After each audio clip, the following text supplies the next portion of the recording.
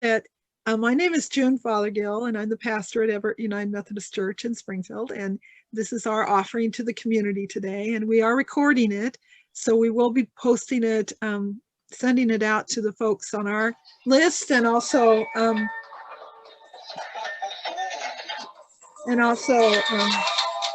get started, and then I'll do the technical support or try to. So first of all, our first speaker is Chris Topaz. She has an MA and an LMFT and has been serving individuals and families and as a marriage and family therapist since 1996. And Chris has 14 years of experience working in foster care with families under stress. She also taught marriage and family therapy at the graduate college level for 5 years, as well as serving as a supervisor for interns for many years.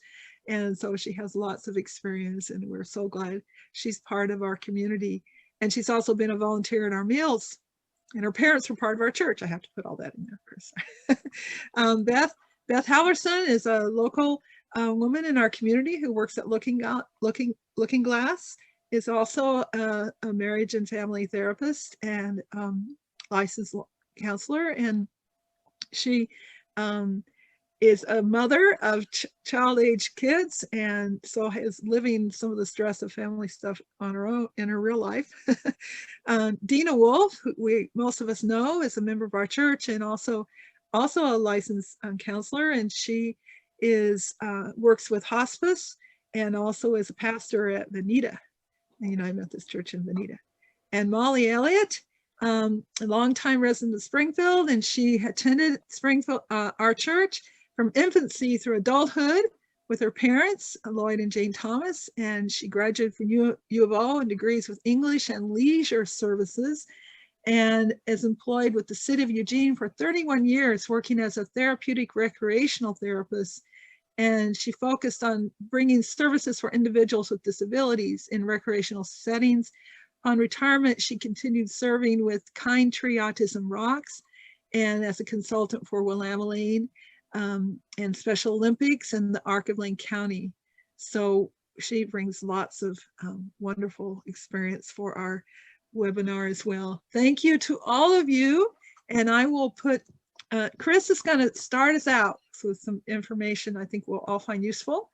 And I'm going to put her on speaker view, and the other speakers are going to, the rest of us are going to go off our video. So June, did you remember to make us co-host so we can screen share? Oh, that's right. I still have to. You know, a lot of times I think stress comes from woulda, coulda, shoulda. So I'm going to focus in on that. Woulda, coulda, shoulda. We all know that one, right? Oh, if I only would have done it that way, right? Oh man, I could have done that and that would have worked out better. You know, like, okay, I should do this and this and this, or she should do this or this or this. He should do this or this or this. Woulda, coulda, shoulda causes us stress. It's from the critical part of ourselves. And so education is power. And I'm just telling you, maybe think about catching your words when you say a woulda, coulda, shoulda. It can come across as you need to, you know, which is kind of, which is kind of a should. So that's just thought number one. Think if you can translate something into a woulda, coulda, shoulda for yourself or someone else, and see if we can do it in a more value-based manner. What would reach my goal in a value-based manner with maybe a little bit more kindness? Or is it really necessary to say this? So that's thought number one. Thought number two is lots of times we have a list of shoulds, right? I should relax more to deal with stress. I should do my meditation. I should, you know, exercise. I should eat right, you know, and all these shoulds just causes more pressure and more stress. I'm going to talk about breathing and the brain. I want to give you a little view of, doesn't seem like I'm able to do this. You guys are not seeing my PowerPoint, are you? No, we are not. Okay. June, if you can, well, June stepped out of the room, I guess. So the brain is, we have an ancient part of our brain that tells us about stress. It started like, we're cave people grunting around the campfire at the end of the day, right? And snap, saber-toothed tigers behind the bushes. Do we fight? Do we run? Do we hide? I'm frozen, I'm frozen. So you all know pretty much about fight, flight, or hide. But it's really two different categories: fight, flight, or freeze, hide. So this is kind of what happens to us under stress. So do we fight? It's like, am I getting irritable? Do we flight? It's like, okay, this is too much, I want a divorce. Okay, this is too much, go to your room. This is too much, I quit. Freeze is the most important one. It's not the most important, but going on a lot now. I hear a lot of people saying, I don't know what to do. I don't know what to do. And that's freeze brain. So again, just telling you the idea to give you the power of education of like, oh, I've got freeze brain. If you just kind of in a loop of like, what, or you just find yourself frozen. Then the fourth one is hide. A lot of us hide in watching too much TV, even reading too much, or playing video games, or food, alcohol, workaholism, instead of balance. So fight, flight, freeze, hide. So those are some things to ask yourself. Am I fight? Am I flight? Am I freeze? Am I hide? And again, just having the power to deal with it. If we have a problem in front of us, we can deal with it. So our ancient brain goes to these areas, either fight, flight, freeze, hide. And I have great PowerPoint, maybe I'll show you later after June comes back, of EEGs of the brain. So the brain waves go into crisis mode. It's sympathetic arousal, it's called. It's the sympathetic nervous system, which is, June, can you figure out how to help me screen share, make me a co-host? You are, according to my record, you are a co-host, so you should be able to share your screen. Okay. So the brain is what goes into sympathetic arousal. What we want to lower stress, the physiology of stress, is we want to get our sympathetic nervous system balanced with our parasympathetic nervous system, which is rest and digest. When we're in crisis, we're fighting that saber-toothed tiger. Our ancient brain is in crisis. We don't care if we digest food. Our body doesn't care if we digest food because the saber-toothed tiger is going to get us. Our body doesn't care if a bacteria is in us, a bug, if a saber-toothed tiger is going to get us. So all of our resources go to the crisis. And so that's the physiology of how we can get more easily get ill if we are stressed, because our immune system is preoccupied. And that's the physiology of how we can easily get gastric issues, ulcers, indigestion, not wanting to eat when we are stressed. Because again, our body doesn't care if we're stressed. So what to do? Recognize the issue, recognize the problem. Oh, it's my brain. How can I work with my brain? I'm in charge of my thoughts. I am in charge of my feelings. Let's connect with the brain. The way to connect with the brain is breathing. It's like the fulcrum that can tip the balance from trying to make it uphill to, okay, I give up stress, I give up struggle, I can do this. It empowers us. So obviously, the breathing is important, but if the Western brain understands a little bit more about why, then I think it gets off the shoulda list, I should breathe more, onto the want list. It's only when we want to do something that it's going to endure.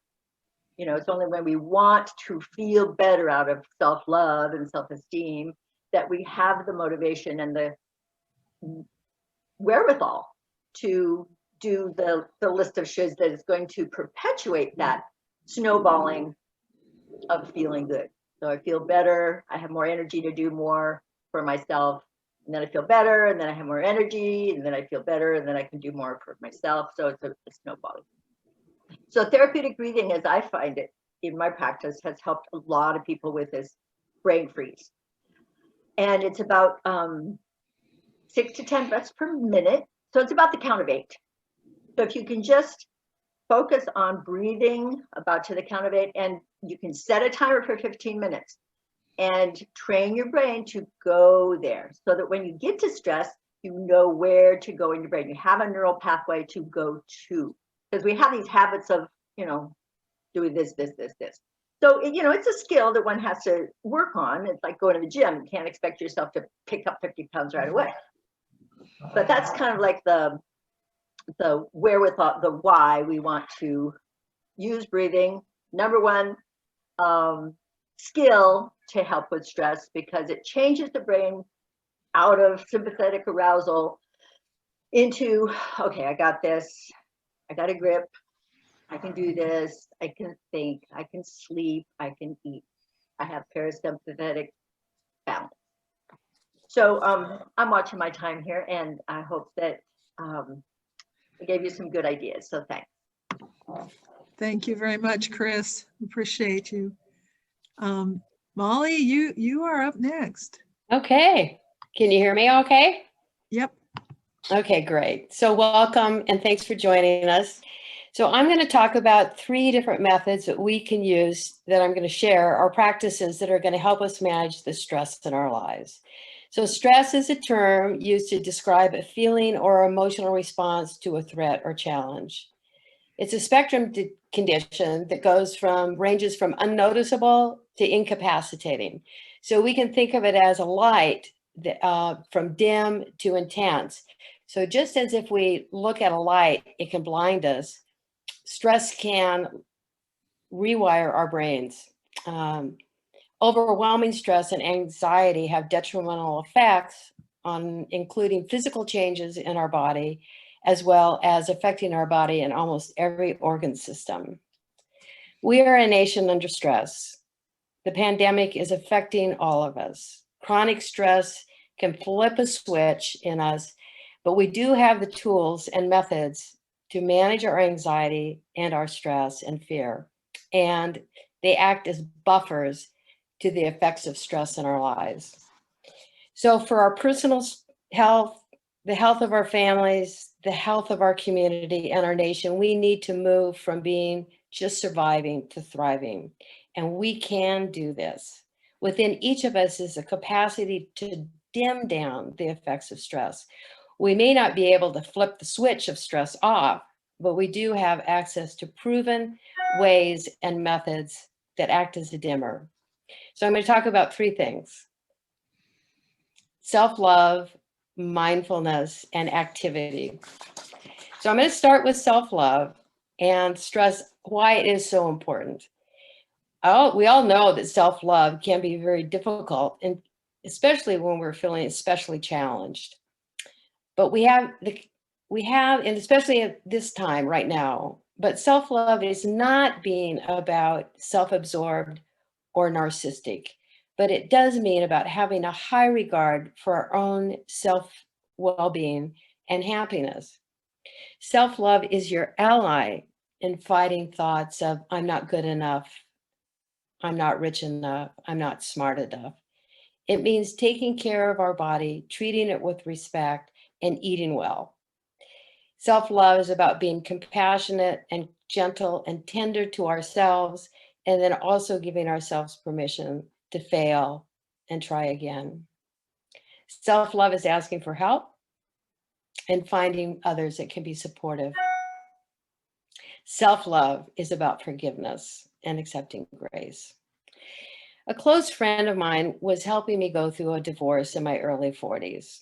I was feeling guilty and vulnerable and was clinging to the belief that everything is going to be all right. But I did have my doubts. She asked me, what would you do if someone came knocking at your door offering you the gifts of love, peace, and happiness? And I said to her, I'd send them away. I don't deserve those. You got the wrong house. You got to go down the street. And we did laugh at that, but it did open a whole avenue of being able to talk about how we can push away or tune out or turn off love and happiness when it comes knocking at our door when we feel undeserving.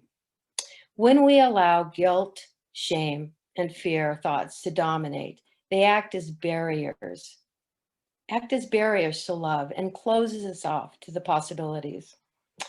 The Course in Miracle says that only love is real, and the opposite of love is fear.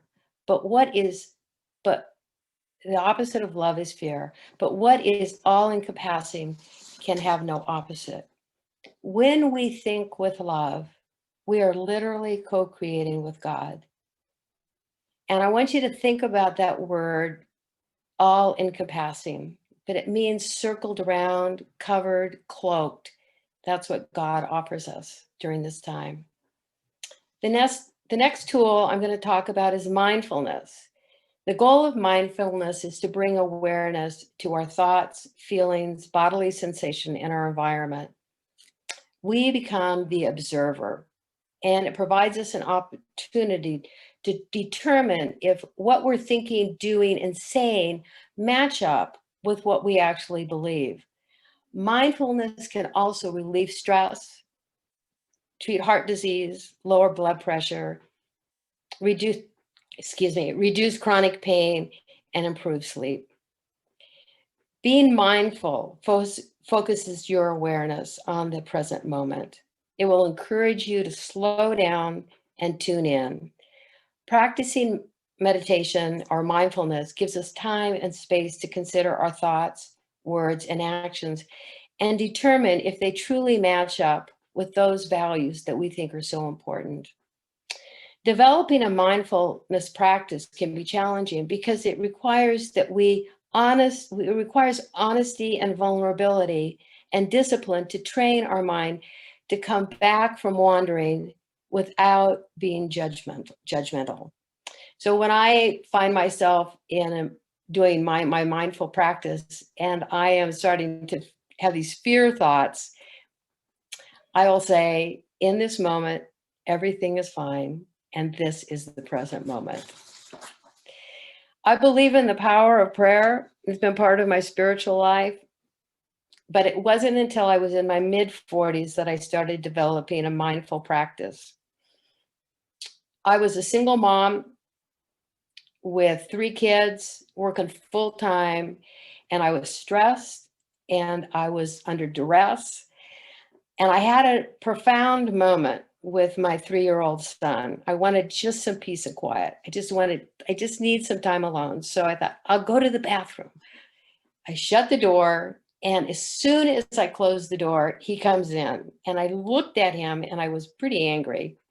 And I realized in that moment that I had not truly looked at him for months. So that was a sad realization for me, but it was also a motivating one to say, I have got to slow down. I have got to pay attention for not only for my health, but the health of my entire family. So then I began a practice of mindfulness. And I also use affirmations during that time to help ground myself in it and say loving things. And one of them is, my favorite is, I am pulled in ways of healing and wholeness. And I love myself, and in doing so, I love others. The last one I'm going to talk about is activity. I spent over 50 years providing services to this community in therapeutic recreation. And I believe that the benefits are endless in activity participation. It is a key to our health. So besides increasing your overall sense of well-being and health, it can improve your physical condition and your ability to fight disease. It can reduce stress, improve alertness and concentration, and enhance your overall cognitive function. This can be especially helpful now when stress has made us a little bit forgetful, or we can't have the ability to concentrate, and we're starting to feel negatively about ourselves. But exercise and other physical activity produce endorphins in our brain, and those are natural painkillers. And endorphins also, besides making us happy, improve our ability to sleep, which in turn reduces stress. One of my favorite professionals is a man by the name of Mikhail Csikszentmihalyi. And he has done lots of investigations around the benefits of exercise and activity. And he talks about the optimal experience that people can have, and he's labeled it as flow. So during flow, people typically experience deep enjoyment and creativity and get totally involved in what they're doing. We know that recreation and activity can produce flow, but it doesn't mean that every single time we engage in some activity we enjoy, we're going to experience the flow, but the possibility does exist. And what a great way to escape from stress. We know from personal experience that doing what you truly love, either alone or with others, can release endorphins into our body. And it also helps us build relationships and social connections, which are all buffers to stress.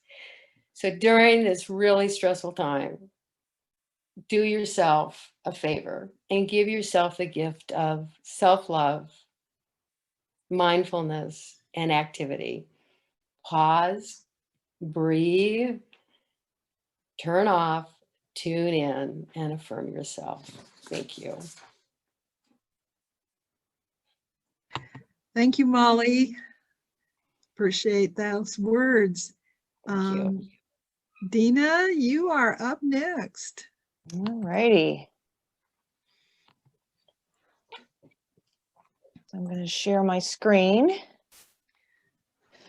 I spend a lot of time working with folks in hospice, but also with the general community. And what my experience has been, particularly over this year, is that we are experiencing an incredible amount of stress because we're grieving.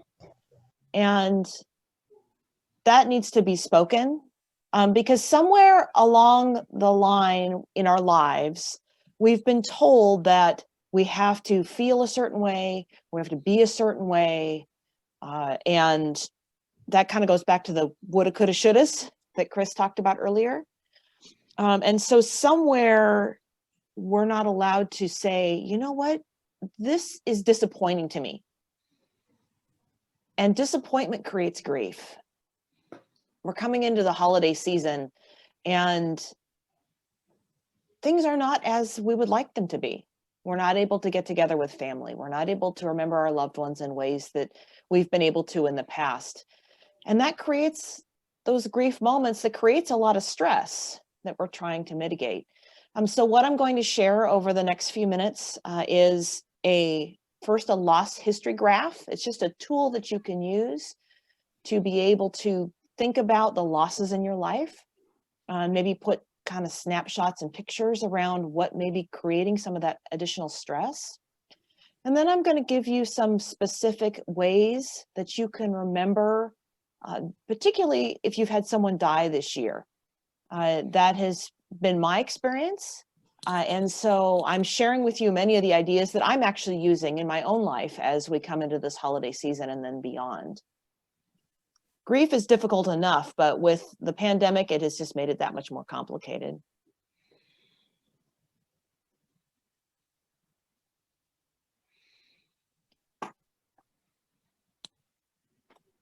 So here's an example of a loss history graph. And what you can do is you can take a piece of paper, just a blank piece of paper. So, you know, it can be just any 8.5 by 11 sheet of paper. And what you do is you draw a line across the top of the page. And at the top of that line, you'll notice that there's numbers. And those numbers are the years. So that's like, you know, this person in 1950, their dog died. So the top that's the years. So you would start from the date of your birth and you would number that for the years that you feel that you have losses. And it can be something as significant as a a person dying or an animal dying. It can be disappointments, maybe a lost job or a move, or I wasn't able to go visit my grandparents or my parents, at Thanksgiving. All those are losses. And the length of the lines that you see on that graph is how significant that loss was to you. For some losses, they may not feel as significant. They may not create as much stress. But for some losses, maybe the loss of a parent or a divorce, you notice that those losses, particularly the dad died, son died, the lines are longer on this example. And so those lines are significant in that for John, they meant a lot to him. So this is just an exercise for you to do at a certain point, just to give you an idea of how many losses in my life have affected me. And what happens when we have new losses is that if we haven't thought about the old losses, they can all be stirred up together. And that, again, creates a lot of stress and suppresses the immune system and can make it a lot more difficult to cope. So just a tool for you to use to kind of analyze, where am I with grief and stress right now? Give yourself permission to express whatever it is you're feeling. And you may start feeling those emotions as you work on this loss history graph. If you feel the urge to cry, let the tears flow. Tears are healing. Again, our society often tells us that tears are not a good thing. We feel uncomfortable when we cry. But tears are very healing. It's very scientific. Certain brain chemicals in our tears are actual natural pain relievers. So allow whatever emotion it is that you're feeling to be expressed. There's not a bad emotion. Show extra compassion to yourself and others. This is hard because when we're feeling stress and we're grieving, we want to lash out at others. And so we need to show extra compassion for ourselves. And again, going back to the woulda, coulda, shouldas, to stop shoulding on ourselves and simply say, this is where I'm at right now. Be compassionate with yourself. Be compassionate with the other person who might snap at you, or maybe they cut you off when you're driving down the road. Maybe they're having a bad day. And maybe say a prayer for them. Lift them up in prayer and say, God, I don't know what's going on in their life right now, but I just pray for them. Talk to others on the phone or via other electronic media, or take a physically distant walk or bike ride with another person. Try to get regular sleep, eat healthy, drink extra water. That's all part of the taking care of yourself in a very tangible physical way. That can be sometimes hard when we're feeling under stress or we're grieving. We need that helps our strength in our bodies.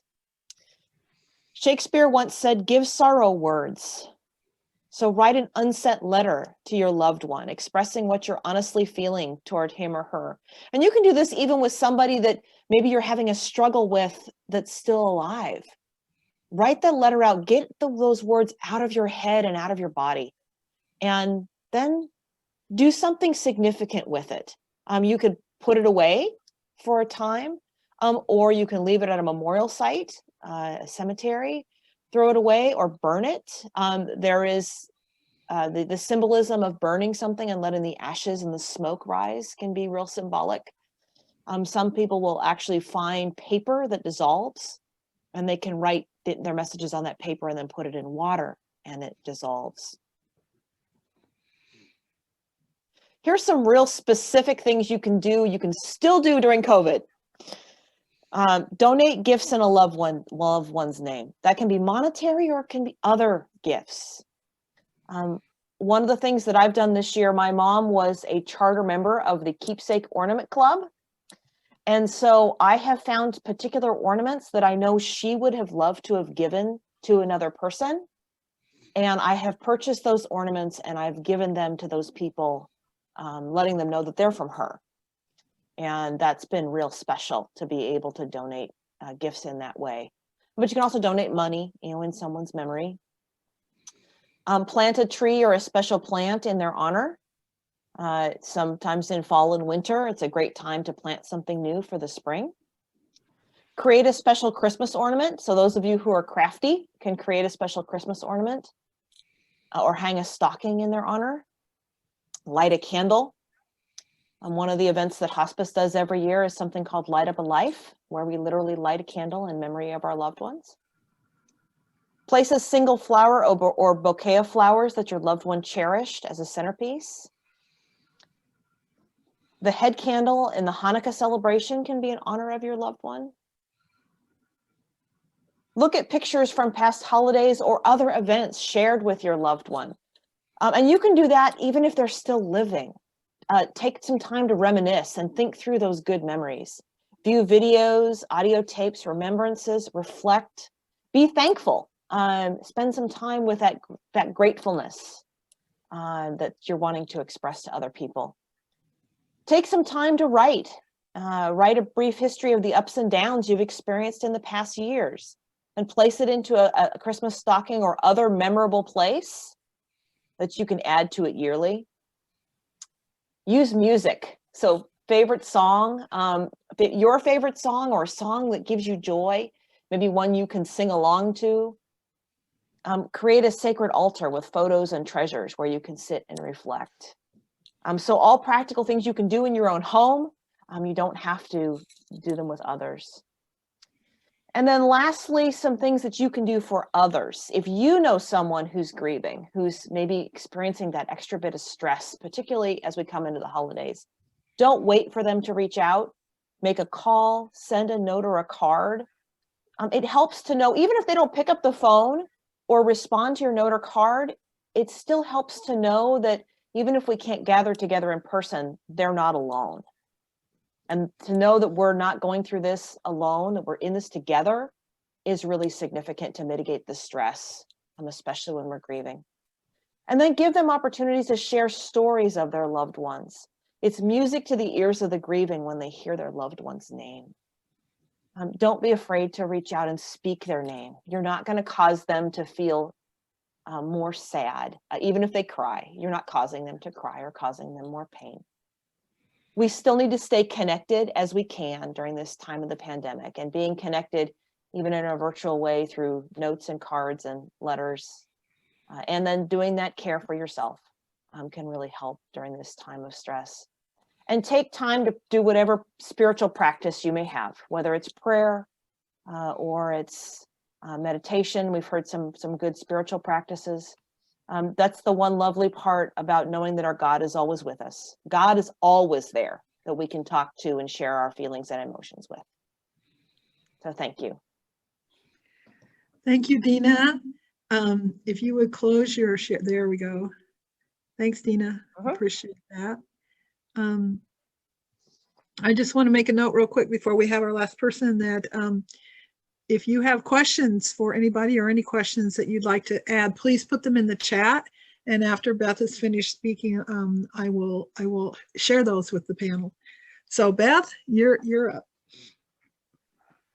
Thank you so much. Yeah. Oh, and I'm so grateful to Chris and to Dina and to Molly for sharing. I'm grateful to just kind of hopefully second some of the things that you all are saying. I'm really resonating with that self-kindness piece. So I'm just going to talk a little bit the perspective of just supporting families, whether you're a family in stress, and you're going through this tough time with young kids. I have a 5th and a 6th grader at home, and we have all kinds of stuff happening this year. It's been hard and stressful. So I'm just going to share a little bit from that perspective. So I hope that you can listen in for this and really think about yourself, supporting someone if you are in a family with young kids kind of trying to get through this. Or if you know someone in your life that maybe you can help to provide a little bit of support and a little more understanding for where they're coming from. So I have been at Looking Glass for a lot of years, and I'm talking with all kinds of folks about how stressful this is. It's hard, folks. I know you all know that. But I think the key is that everyone is going through some kind of a stress because this is new for us. And there might be some additional hardship that everyone's going through. So I really am encouraging people to validate that stress and frustration It's not pie. We're not going to run out of validation for everyone's hardship. Just because you have something harder maybe, or you know someone else, we don't want to invalidate like the stress that this is for everyone. And we can, of course, have someone struggling without taking away from anyone else's struggle. So I encourage people, you know, to remember that for themselves and have that self-kindness. And then also to give that, extend that kindness toward people that you know, because everyone's got something tough right now. If we validate that, we can help ourselves push forward and get out of that shoulda, coulda, woulda stuff that Chris was talking about. I'm just going to talk a little bit about dialectical behavioral therapy. There's just a couple of great skills that I have been talking with everyone, and I've been trying to use myself to get through this. This is a type of therapy that's been developed by Marsha Linehan, but it's really approachable. I really enjoy it. It's a new way to think about how we use skills specifically to get through tough moments so that we can manage like internally how we feel, like Molly was talking about, that meditation, mindfulness, those pieces are really important. And then some concrete things that we can do to get through this. And Marsha's big thing is that we need to take responsibility for our choices in those tough moments, because until we choose to do something healthy and helpful for ourselves, we don't get to move forward. And because we're in this stressful moment, we need to. So I start with acceptance for everybody. The dialectics that they talk about is like two different ideas that we try and put together and say, this can be true and this can be true. Right now, the pandemic is stressful and we can adapt. Both things can be true. And so that's one of the things that I'm kind of trying to talk about with a lot of families, and remembering for myself that this is hard, we're grieving, we're stressed, and we can absolutely adapt. And it's been helpful. So Marsha's kind of whole idea is that we're going to balance that acceptance of things as it is and then change moving forward. So I'm just highlighting their behavioral tech is a great website that people can go to if they want to learn a little bit more about this. So my number one skill for people is that radical acceptance. I think there are so many spiritual implications in this, but Marsha calls it radical because you are going to accept something as it is 100%. You don't have to like it. You don't have to agree with it. But until you accept it as it is, we can't change it. So the pandemic right now, especially in this surge of cases and in the freeze that we're having, like this is happening whether we want it or not.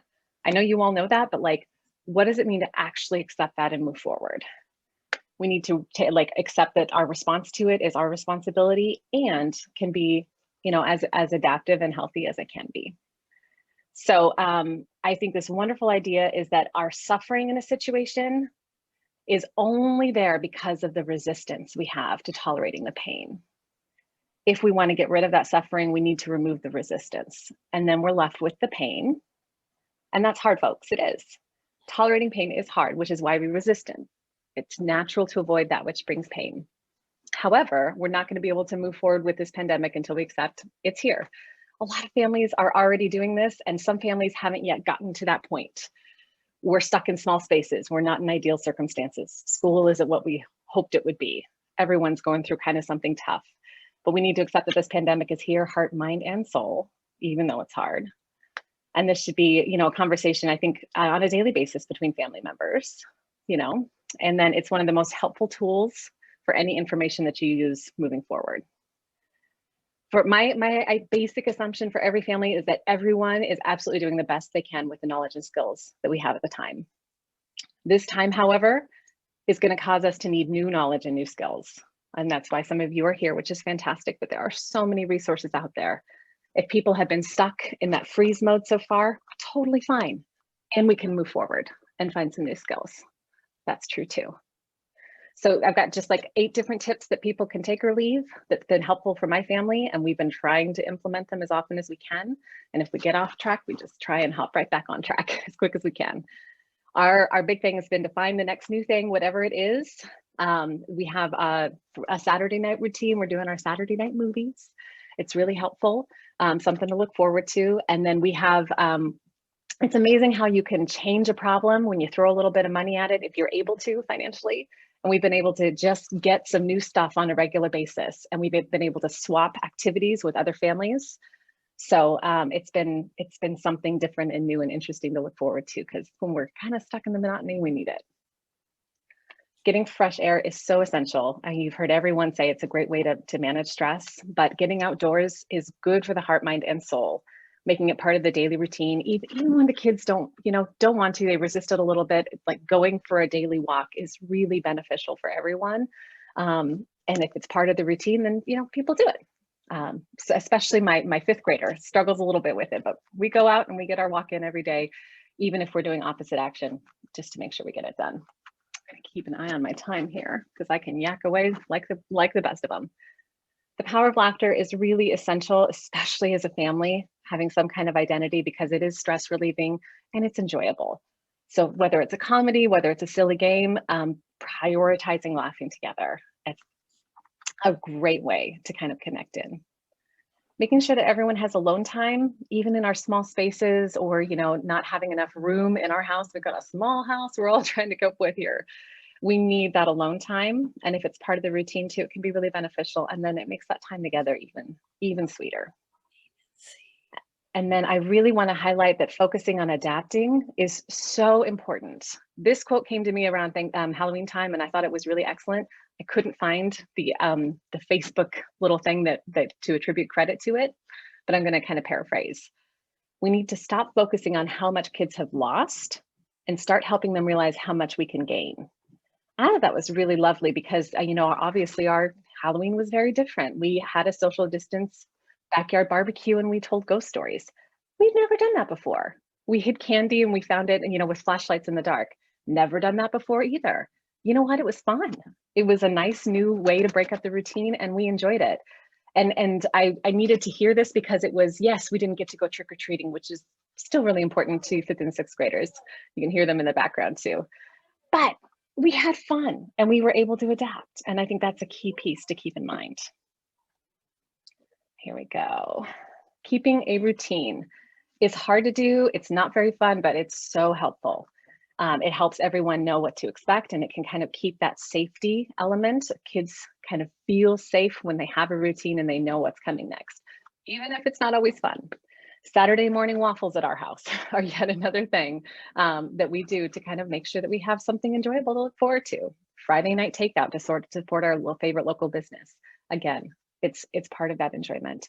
And then we get up every morning and we brush our teeth. We get dressed, we get our socks and shoes on, and we get outside time first thing in the morning on school days, even though it's kind of a pain in the butt for the kids, because it's important and it's part of our routine and it's part of their health. Getting sleep. You've heard everyone here talk about it. There's a lot of reasons why it's hard to get sleep, and it's essential. But more importantly, our young kids still need sleep to grow and develop. So focusing on this is going to help everyone's stress level go down. And then number 8, claiming the space. Feeling good in our space really gives us extra emotional resources, time resources, and everything else. And having that be part of the routine, right? The daily pickup can be so essential to help kids feel as focused as they can doing school. I work from home, so does my partner. So we're all working, trying to keep the space as organized as possible because it helps our concentration. So now I'm just going to go through a couple of tips. If you know a family in your life that you can do to support, if you're not a family kind of going through this stressful time, if you can listen fully to the people in your life to give them someone to vent to, that is so helpful. Really trying not to solve a problem because most of the time it's just the act of talking with someone that you care about and being heard that creates that loving connection and kind of helps get someone out of that activation state that Chris was talking about and into that more regulated state. So please do that for people when you can. Connecting remotely, making it a regular and frequent thing is really helpful. My brother is able to do a weekly play session virtually with my kids. They do Dungeons and Dragons together. It's really cute. It's a Wednesday thing. It's something for them to look forward to. And it's a great way that my brother is helping us out because it gives us a little bit of a break during that time to go and do something else that we need to do. And sending over a next new thing, if you can, if you have the financial ability or you want to do a swap, it's something fun to look forward to, whether it's an activity or whether it's a basketball hoop or whether it's a soccer ball, right? Just something interesting and new can really help. And then offering to do a concrete task for the family member or the parent in need. Maybe it's grocery shopping. Maybe it's picking up some donations and dropping them off because that can take just enough time out of the way, or bringing along something. All of those can be really helpful. I won't go into the instant shift ideas because I'm out of time, but just try and be present as much as everyone can during this really tough time. And I really appreciate you listening in. And I'm going to try and remember how to stop sharing here. It's been a while. Stop share. There's that button. Thank you so much, Beth. We appreciate you. I'm going to put my video back on. I love the idea of swapping next new thing. I'll have to think about that. Maybe we can come up with something from the church that we can send out or make available. That'd be cool. It'd be wouldn't really it? helpful. So keep that in mind, folks. You have a next new thing you want to share with the family, let me know and we can figure out a way to do that. All right. I'm going to check the chat. If you have a question, please put it in the chat and we will offer it to our folks to answer or talk about. And while I'm checking chat, if you guys have any questions you want to ask each other or anything you want to talk about in relation to each other, feel free to talk for just a moment. Oh, I found, well, now I lost it. I found how to share my your picture. picture. Okay, share your picture. That'd be great. Not the right one. Okay. All right. That's the nice brain. This is the balanced brain, and this is your brain on stress. These are EEGs, electroencephalograms. All Just to right. get a visual, a picture's worth 1,000 words, right? Thank you. Glad you found it. So I don't see anybody posting a question, but I have a couple that I have, or one that I have. One is that I heard people talk a lot about self-care and learning to love yourself. I understand that. And I remember having a conversation with an unhoused person one time who said to me, don't tell me that. That just adds more stress for me because I'm stressed enough as it is. And then you tell me I got to like myself and I don't like myself. And then I get more stressed because I don't like myself. You understand this? You all understand that cycle. I know you do. Yeah. You have any suggestions for how to kind of break through that?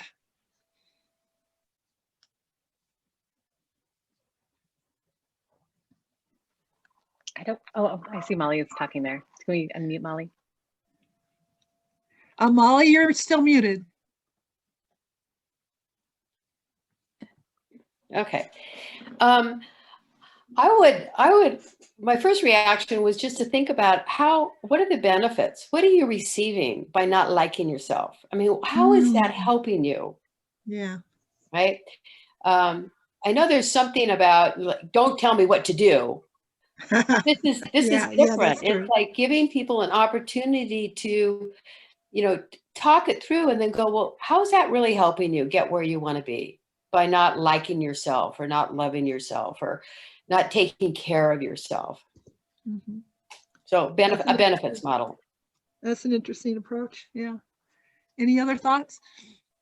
To me, go ahead, Chris. Go ahead, Chris. And then to me, it's the fight. This person feels angry, sounds angry. It's like I'm mad at the world and don't tell me anything else, because irritability is part of fight. And so, that's why I love breathing because we can always do it. It doesn't take any money. It doesn't take any time. We're breathing anyway, just to do it more profoundly, slowly, deeply, like that blowy thing on the blacksmith, the forge, I forget what it's called, just profound, because it's like easy and it really makes a difference. Mm-hmm. And sometimes I find if I just breathe, if I'm with that person, if I do that breathing, that helps me settle down, because I get, you can be reactive to the person. Well, brains communicate electrochemically. I breathe and they can also breathe. Yeah. Beth? Yeah, I love all these ideas. And sometimes I just kind of make it really concrete and be like, okay, well, tackling the why should I love myself problem is a really big one. And that's a great one to work on. And then while you're working on that, if we could just do one thing concrete thing to take care of yourself. Could you get yourself breakfast? Could you take a shower? Can you do something small and concrete? Because it's those little small concrete things that also take care of yourself over time and give you more resources to manage that stress. but we can hopefully keep working on that, real core problem. A lot of people Mhm. get there. And sometimes I found that not only, or sometimes pointing out to them what I see them already doing, like I noticed that you're here getting something to eat, that's taking care of yourself. So I've done that too. Yeah. Thank you. Anybody else have something they want to share? To go along with what Beth was saying, you take it one little step at a time, and then you celebrate the little successes. And that's, okay, I got out of bed today.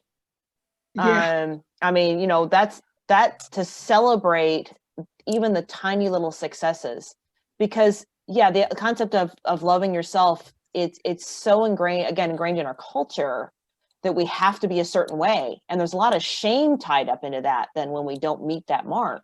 Right. And it's a huge problem that we can't solve without quite a bit of work. So to be able to just take little tiny bits, one thing, like Beth said, and then celebrate that you did that one thing. Cool. I like that. Thank you. Great ideas. That also ties into how the attitude or the action of gratitude will have benefits for you.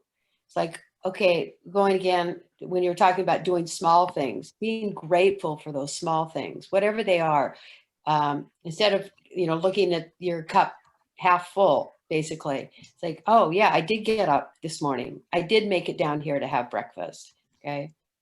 I didn't make somebody angry. I wanted to, lash out in anger, and I didn't do it. So focus on those, being grateful for yourself too. Yeah, someone made a suggestion in the chat to go to your favorite place. Mhm. Sometimes that is helpful. I know I've found that helpful for myself, especially if I'm under stress. Yeah. Then the value, even when we can't get remotely to travel places, just even watching a video altogether of Planet Earth or other things so that you get a chance to travel remotely. It's really wonderful. Finding little ways to do special things, like sometimes we listen to an audiobook while we're having a fire, because we have that capability at our house, or even just having a fireplace on, on the TV while you're listening to a book, to just make something interesting and kind of fun. And then celebrating, like Molly was saying, those moments with gratitude really makes a difference. Wonderful ideas. Does anybody else have a question they want to put in the chat? Somebody wanted me to check my email, and I'm not sure I can do that. That's what I'm let me see if I can. Let's see.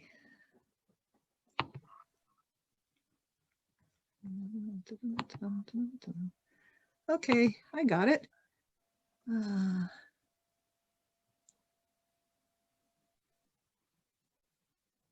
Okay, I don't see a question in my email, so.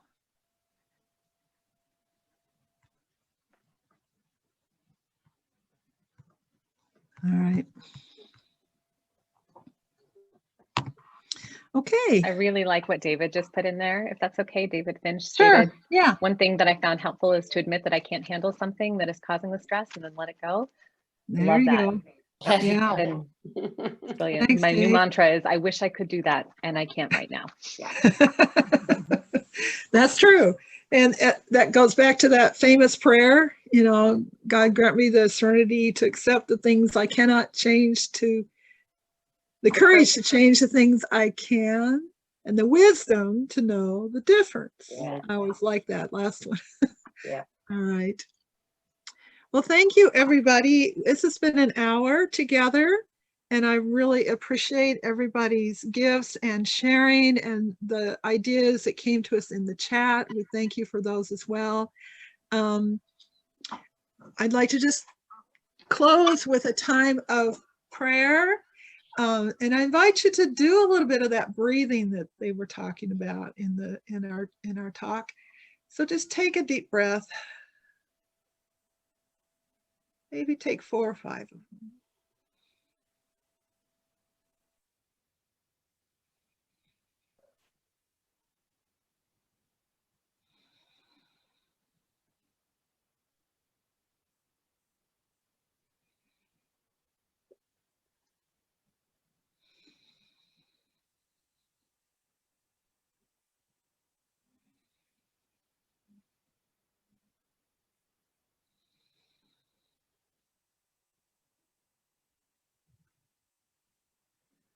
We pause in gratitude for this time of sharing, for the wisdom that we have heard. Grant us the insight and the wisdom that we need right now in our lives. Help us to rejoice in the times when we can do self-care. To be grateful for the times when we can reach out and care and listen and be there for others. Help us to realize that, yes, this is a difficult time and we can adapt and we can learn and grow in new ways that we haven't even thought of. I thank you especially for Chris and for Dina and for Molly and for Beth and for their wisdom that they've shared with us today. And we go forth trusting in the power of love. Power of love. Amen. Amen. Thank you, everybody, for this time together. And we have been recording, so we will offer this to people to look at again and send it out, perhaps on the on a YouTube page for the church. So, thank you, everybody.